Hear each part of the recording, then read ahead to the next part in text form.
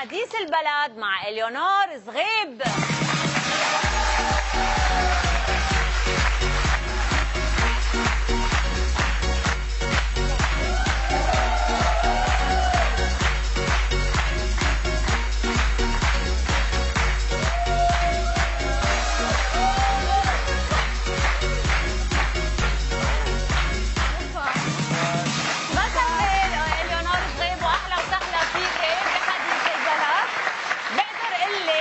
لك انه ميشيل كان متابع خطواتك خطوه خطوه لبين ما وصلتي لعنا على البروجرام. لانه شيء بيخطي. إليونور زغيب، انت راقصه لبنانيه موهوبه ومعروفه من حوالي ال4 سنين بعد ما احتليتي المرتبه الثالثه ببرنامج هزي يا نواعم، وانت ضيفتنا الليله لنحكي عن كليبك الاخير خبري اللي قدمتيه بالاشتراك مع الفنان باسم يزبك. إليونور، كنت مفكره تشكلي ثنائي مع الفنان باسم يزبك مثل الثنائي اللي عملته معه الراقصه اماني، شو رجع صار بهالمشروع؟ صراحه انا من بعد 2008 اول ما فكرت اعمل موسيقى اول شيء فكرت بباسم يزبك. كثير حبيت الموسيقى اللي عملناها وكنت مفكره جديا اني يكون بديو معه لباسم، بس رجعت فكرت انه هذا الشيء منه مصلحتي ابدا، لانه الناس انكونسيامون رح تحطني بمقارنه مع الراقصه اماني يلي هو شيء مش مسموح. انا اكيد رح كون الخسرانه الاولى بهيدي المقارنه، ومش حلوه بحقي انه انحط دغري باول الطريق بهيدي المقارنه، مش حلوه بلش طريقي برافو بهيك منافسه يعني. وكمان الراقصه اماني عندها مدرسه، بعتقد هي من الناس اللي بيشجعوك يعني وبيقولوا لك بالعكس يعني هي من الناس يلي تربيت على رقصهم بمهرجانات الرقص الشرقي، بالاضافه للنجمات الاخريات نريمان عبود، هويدا الهاشم، اماني، سماره، الراحل داني بوستروس، وعلى هذا الاساس انا حابه كفي اوصل اذا الله راد يصير مثلهم. اكيد ان شاء الله. والكل بيحترم يعني قرارك ورأيك. وصلتي بقلب ميشيل اكيد دغري. لا هو الصراحه انا مش عم جامل، بس انا كثير مبسوطه اني موجوده اليوم، لاني بعتبر انه الفنان يلي ما بيقطع بحديث البلد هو فنان مش موجود على الخريطه الفنيه لحديث البلد. مش مجامله بلا سؤال، مش عم جامل. لا بس انه تاثرت.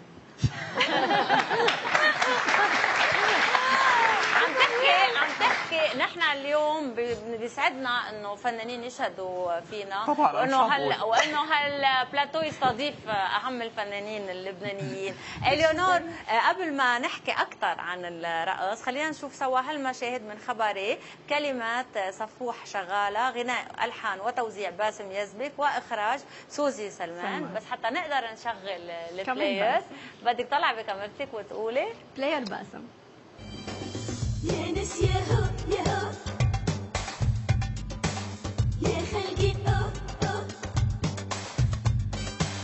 يا ناس ياهو ياهو خبرية خبرية يا خلقي هو هو وصولية وصولية الحقوا قلبي بالنار كوية يا ما خبرش كيف اعمل وياه يا العين بصيرة اليد قصيرة وروحي دايبة فنن عينيه فنن عينيه ليه ليه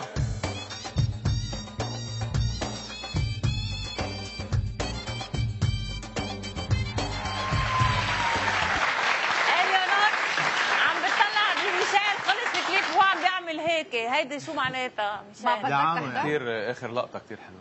لا ما شفت شيء. واو كثير واو. إليونور زغيب، انت من حراج الكسروين، وحيدة اهلك وبتهوي الرقص من صغرك.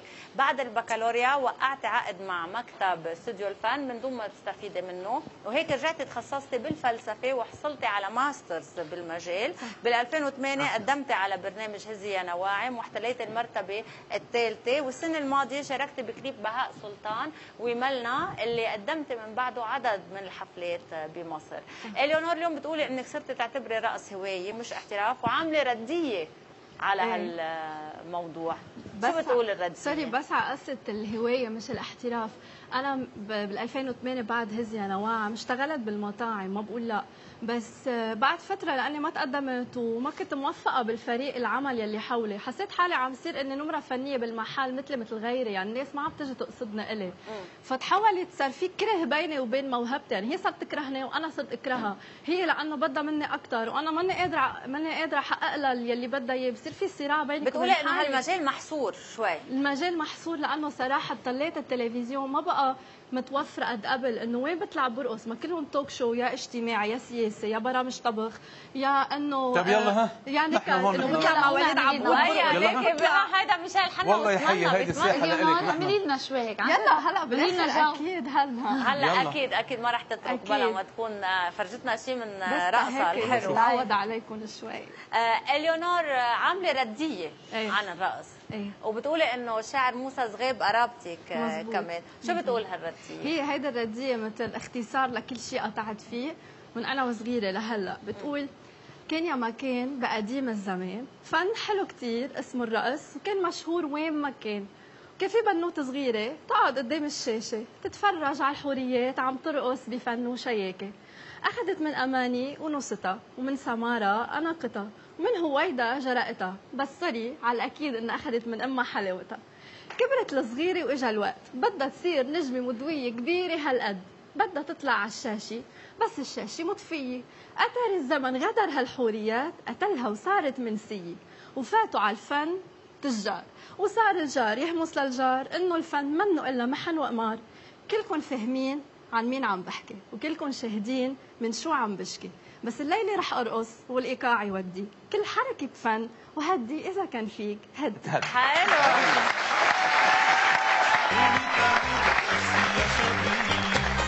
واشبكي ايديكي بايدي، خلينا نلعب بكره، خلينا نلعب بكره، نرقص ونغني يا صبي، ونرجع نرقص يا صبي، واشبكي ايديكي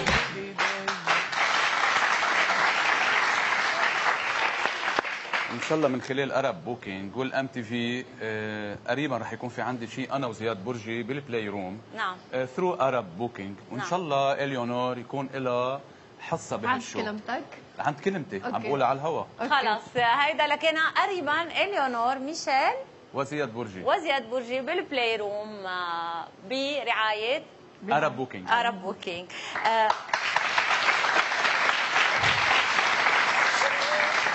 اليونور بنتمنى لك كل التوفيق، خصوصا انه حتى لو عم بتقولي انه ما بقى بدي احترف، مبين انه في حماس كثير وانه الموهبه بتضلها بتغلب بالاخر يعني، فبنتمنى لك انك توصلي لكل اللي بدك اياه، وانه هالفن يرجع مثل ما كان راقي وحلو وعلى الاصول.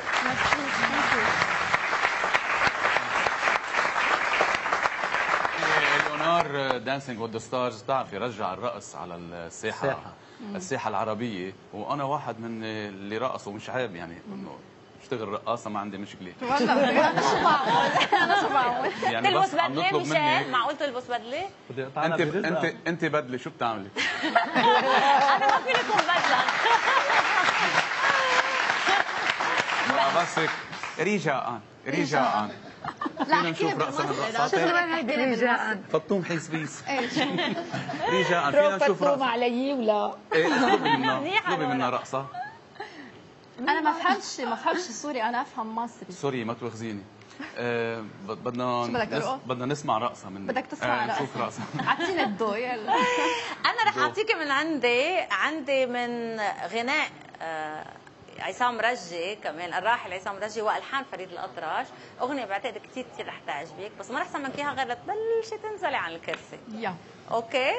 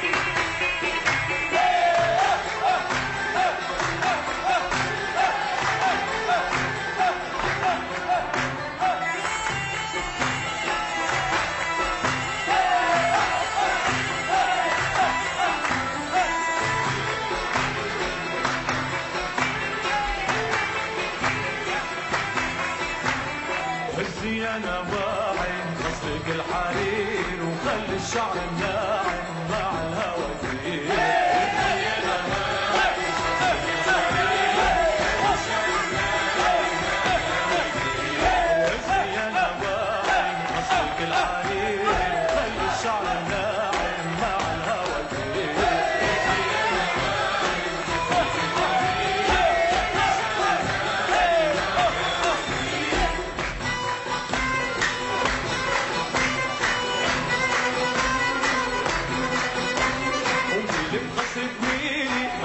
تسلميلي ميلك قصرك ميلي بيتك تسلميلي البقلي قتميلي البقلي قتميلي البقلي قتميلي انت حبيبتي البقلي قتميلي انت حبيبتي.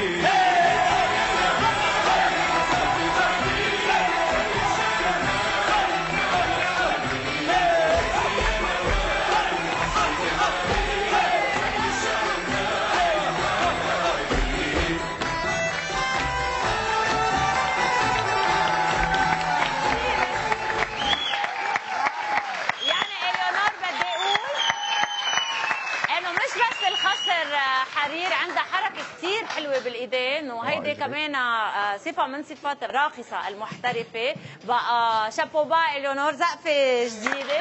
برافو. وهيك بتكون حلقتنا لليلة من حديث البلد انتهت. بدي أقول إنه الشباب وصبايا اللي كانوا معنا هن من الليسيه سان بيير من أميون.